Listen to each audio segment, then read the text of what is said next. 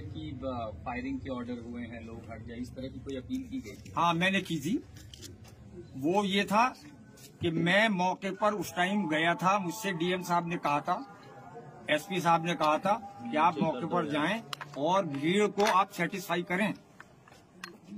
मैं गया था, तब मेरे सामने डीआईजी महोदय, एसपी और डीएम आपस में ये डिस्कशन कर रहे थे कि तुरंत गोली चलाने का ऑर्डर लिया जाए।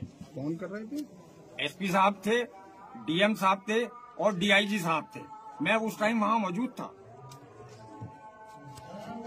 तब मैंने ये सोचा कि अब गोली चलने ही वाली है।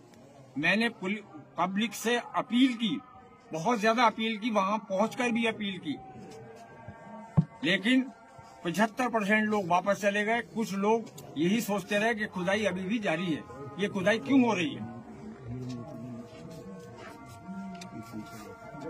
तो मैंने फौरन ही अनाउंस किया कि गोली चलने के आदेश मिल चुके हैं पुलिस प्रशासन को, लिहाजा मेरी गुजारिश है, अल्लाह के वास्ते, खुदा के वास्ते, सारे लोग हट जाएं, चले जाएं, अपने अपने घरों को चले जाएं, शांति बनाए रखें।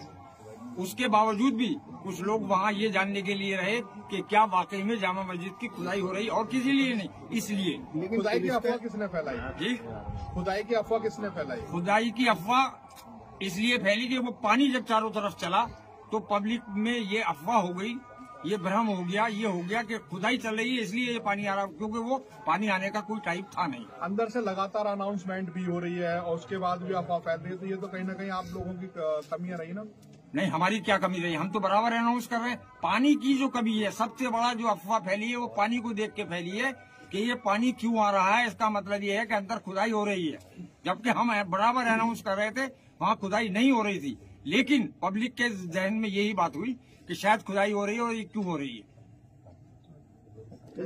पुलिस का तो ये मानना है कि गोली जो है पुलिस ने नहीं, पब्लिक में ही चली है। ये कहना बिल्कुल गलत है पुलिस का, ये कहना बिल्कुल गलत है। पुलिस गोली हमारे सामने चला रही थी, मैं मौके पे मौजूद था। पब्लिक की तरफ से मेरे सामने कोई गोली नहीं आई।